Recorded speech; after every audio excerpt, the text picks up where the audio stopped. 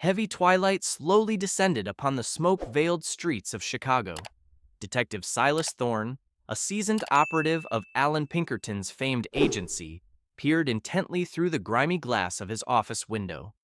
Tall brick buildings cast long, grotesque shadows across the cobblestone pavement. Every movement in the urban expanse was captured by the operative's sharp gaze. Professional duty demanded absolute concentration.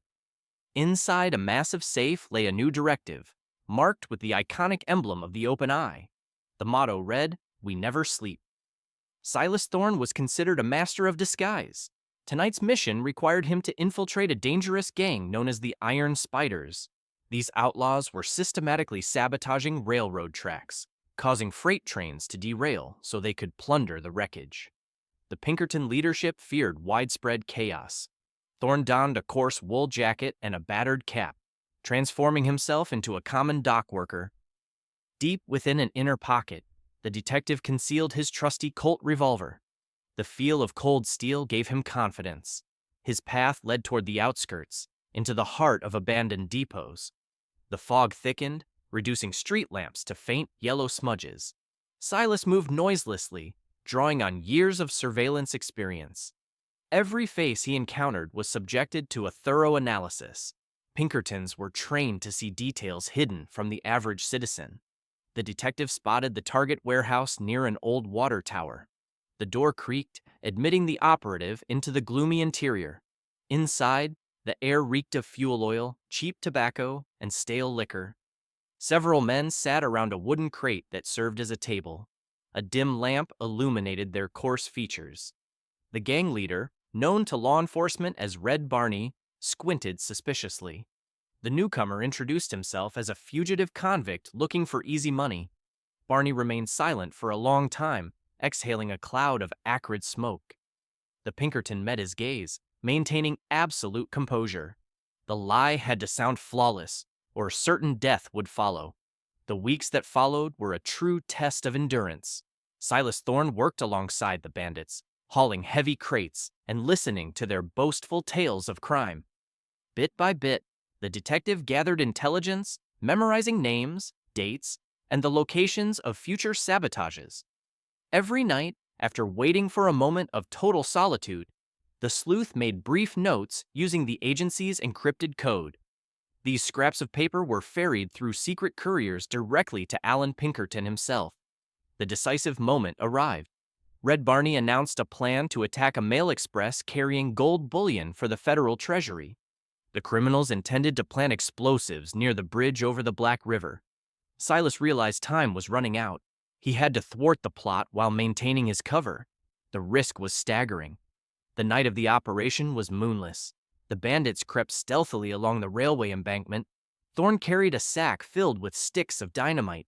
His heart pounded harder than usual, yet outwardly, the operative remained calm. The massive bridge supports loomed ahead. As the criminals began preparing the blast, Silas covertly drew a signal flare hidden in his sleeve. A brilliant flash tore through the nocturnal darkness, bathing the surroundings in a crimson glow. Suddenly shouts, the thundering of hooves, and stern orders to surrender erupted from all sides.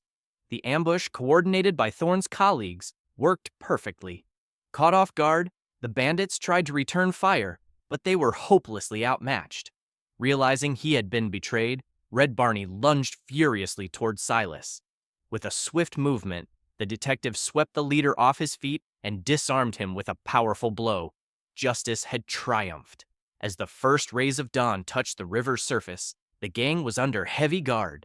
Silas Thorne stood atop the embankment, wiping his stained face. The grueling work was a success. The Pinkerton agency had once again proven its effectiveness in the fight against lawlessness. The detective knew that new cases, secrets, and dangers lay ahead. The world needed the all-seeing eye to discern the truth amidst the shadows of vice. Thorne returned to the city just as the streets began to fill with working folk. Chicago was waking up, unaware of the catastrophe that had been averted. The operative stepped into a small cafe and ordered a strong black coffee. Fatigue weighed on him like lead, but the sense of duty fulfilled warmed his soul better than any drink. He pulled out his pocket watch to check the time. Soon, he would have to report to headquarters. Alan Pinkerton met his best agent in person. The head of the agency listened intently to the report, making notes in a leather-bound ledger. The results exceeded expectations. Crucial documents had been seized, pointing to corrupt officials who had protected the Iron Spiders. The investigation promised to grow even larger. Thorne received well-earned praise and a brief leave of absence to recover his strength. Walking past the majestic buildings, Silas felt a sense of belonging to a great cause. The profession of a detective demanded sacrifices, the lack of a family, the constant fear of exposure, and profound loneliness. However, the opportunity to protect innocent citizens justified any hardship. The symbol of the eye, watching through the darkness, had become the meaning of Thorne's life. As long as criminal intent existed, the Pinkerton agency would keep its sleepless watch. Evening again spread its wings over the state of Illinois. Silas Thorne looked into the distance, where the horizon merged with the black silhouettes of the forests. The detective understood that evil would never vanish entirely. It would only lie in wait for a better moment. Therefore, the wakeful eye had to remain open forever.